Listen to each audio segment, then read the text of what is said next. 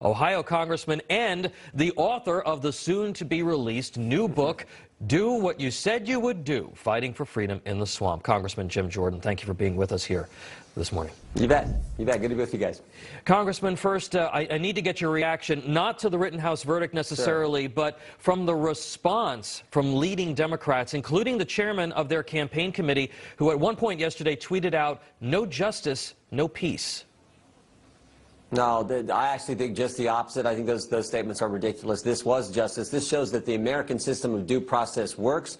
This was a God bless America type of day for I think the country. You know, if that wasn't self-defense, Tom, tell me what is.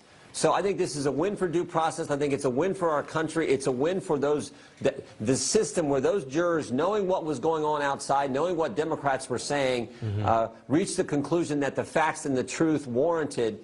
So it was also a win for the Second Amendment and for our Constitution. So I think all in all, it was a good day for freedom, a good day for the process, a good day for America. All right, now moving on, Democrats are on the ropes in Washington.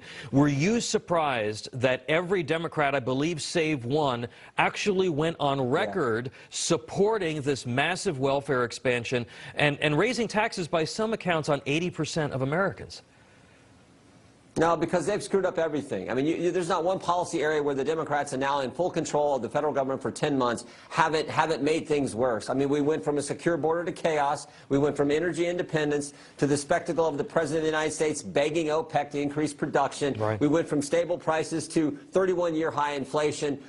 This $2 trillion bill is only going to exacerbate that 31-year high in inflation we currently have. I told someone the other day, if you want to buy a home, it's going to cost more. You want to rent an apartment, it's going to cost more. To put food on the table, it costs more. To put gas in your car, it costs more. To buy a Thanksgiving turkey, it costs more. And to buy Christmas presents, it's going to cost more.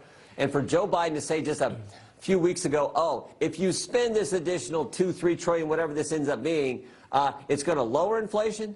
There's not a person on the planet who believes that. I mean, it just defies logic. So they're committed to this leftist agenda, and it didn't really surprise me that they voted that way.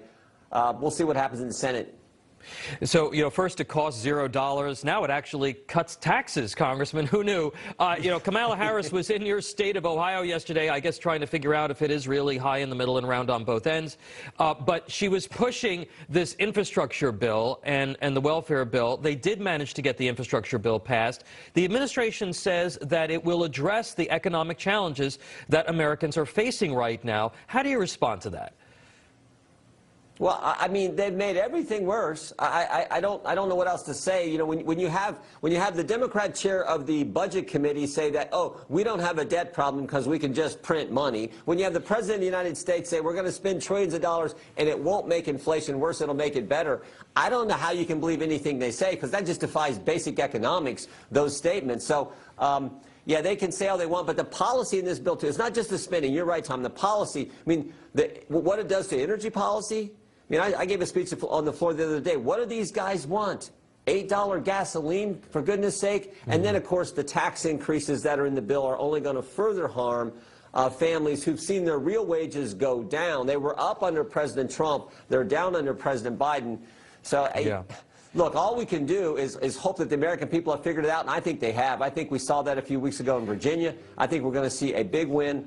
Let's hope a big win come next November in the midterm election. Now, to that point, Congressman, we've seen this extreme agenda being pushed by the left in legislation, whether it's changes to the way we vote, immigration, welfare, the Green New Deal. But where is the Republican plan? And do you think that it's time now, going into 2022, that the GOP comes up with another contract with America and puts forth an actual plan? Yeah, we will have that, but I will tell you, Tom, I think our plan is this. You know, I got in a debate with Jim McGovern on the floor of the House the other day, and he said, "What Republicans are always attacking President Biden? What are we for?" And I said, "I'll tell you what we're for. We're for a secure border, which we had 10 months ago. We're for stable prices, which we had 10 months ago. We're for energy independence, which we had 10 months ago. We're for not raising taxes on families. We actually want families to keep more of their money, like we had 10 months ago. We're actually for America being respected around the world. And I'll tell you what else we're really for.